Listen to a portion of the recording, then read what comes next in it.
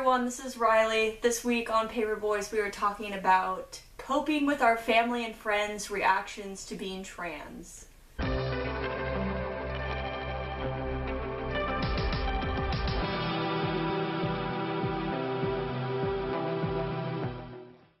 This week I'll be talking about how I've dealt with my family and friends' reactions to me being trans, and I also wanted to give my partner Sarah a chance to talk about how she has dealt with her family and friends' reactions. Sarah and I have different upbringings. I'm from America and I'm from the Midwest. I grew up in more of a suburban area. I'm Australian. I grew up in country Victoria, down the southeast corner of Australia. I grew up in a pretty farming and rural community.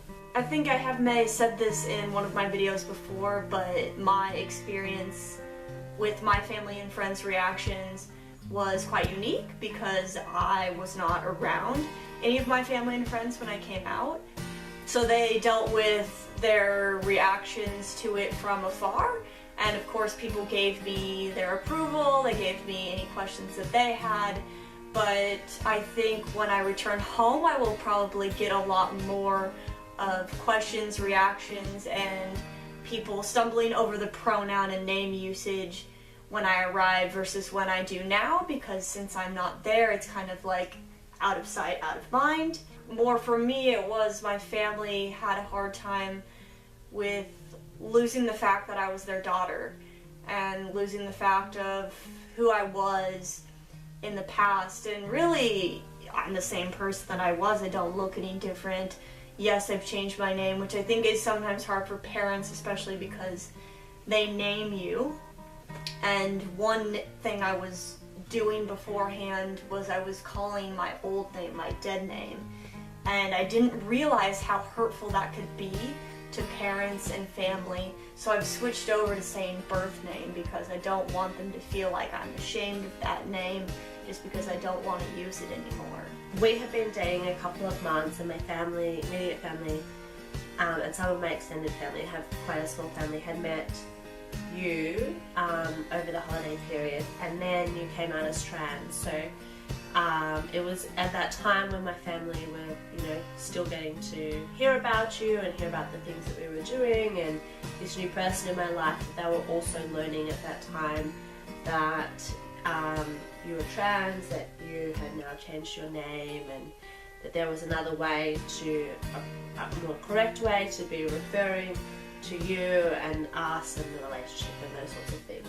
I, in order to inform my family that Riley was Riley, and I had some one-on-one conversations with a couple of people, like my brother, my cousin, my mum, my aunt, like people that are really close to me, and I sort of made it really clear to them. Like I said, I took the time to organise that as a one-on-one, and to kind of explain what it meant and to answer those questions that come up when someone is finding out, because of where I've grown up. It's pretty like heteronormative community.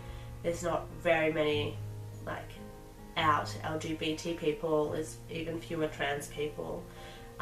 This kind of language wasn't something that my mum or some of my family members knew about. I mean, they'd all kind of seen like Priscilla, Queen of the Desert, and just like had that like very rudimentary understanding, but they still, like when I told them, had some questions, so we talked about that. I sort of felt that I really wanted to start using your name in conversation, and part of like me making the transition was really just to straight away be doing everything that I felt that I needed to be doing properly, like, and respecting you and respecting like the choice that you'd made. But that was just like that slight time lag in terms of who knew, who didn't know. It made it like, that was, I think, just like a little bit of something that I found that was hard, but in the grand scheme of things, it's fine. And yeah, and we discussed if it would be better if I told them or if it was you, and I think we ended up deciding, since I had just barely known them, that it was kind of for one, a really hard thing to bring up, and for two, a little bit uncomfortable, and I felt that you knew enough about it and I had given you permission to share it with your close friends and family, and that was fine with me. But it's more just, you just have to, find your way through it and accept that, that not everything is always going to go exactly perfectly as you want it, and information disseminates at different rates depending on your friends and family, and also like how you want to engage that. If you're someone that wants to have those conversations really personally, like face to face, they're more meaningful. I think you also then probably open yourself up better to reinforcing that you're there. If you want to be there to answer questions and talk about it, then they're probably more likely to take you up on that offer. That's, at the end of the day, you have to live your life. Better to be true to yourself, and to an extent you have to be brave, and you have to have some good people around you that you can always rely on, and the rest, so long as they're like hopefully not being negative, as long as they're using the right name, using the right pronouns, and remembering to or correcting themselves. For some people, like, that's as good as it's probably going to get, and you have to see that as a win. You have to realize that you've been thinking about this for potentially years, for potentially months, however long it is, and you can't have the expectation that they're going to immediately just jump on board. And you also need to be open to answering questions, and it's okay if you say, hey, these are the questions that I'm comfortable answering, and these are questions that I don't want to answer, but I think you need to allow them to be able to ask you a few, because that's where they're going to get their best information, and I think that's better than, researching trans online. So I decided when I came out that I wanted to tell everyone that I felt that was close to me, whether it was family or friends, and if I wanted to allow them to tell other people in their lives. For example, if I told my aunt, and then I said, it's okay if you tell your kids if you'd like to.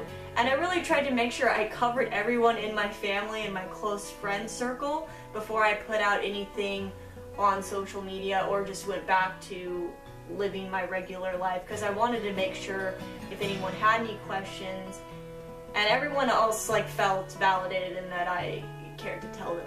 There's a lot of support out there, whether it's in an online community or you may have a community group in your area, and a lot of people can help you out with just words of advice, or sometimes they may have resources that they can send to your friends and family, or groups that you can go to that will provide you even housing or different things that can really help. I know there's a lot of great things out there. You have to just, remember who you are, and like I've said before, you have to remain confident in who you are, because that can really help. And sometimes you have to fake it till you make it a bit, but eventually you will make it, I think. Am I making it? I don't know. But do you think there's anything that you should do before you tell that first person?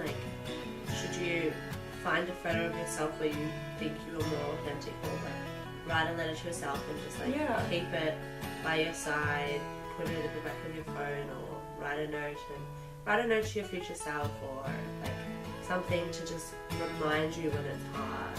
And if you are worried about potentially losing your job or losing your housing or something, family, something huge, you want to make sure that you have a backup. You don't want to put yourself in a vulnerable or terrible situation, and I know some people choose not to come out because of that, and that's totally fine. But if there's anything you can do to have things that remind you of who you are, or backup plans, or friends who are going to be there when you're going to, need them while you're crying on the phone, those are really good things to have. That's all we have for tonight. Thank you for joining another edition of Paper Boys from Riley's Converted Garage.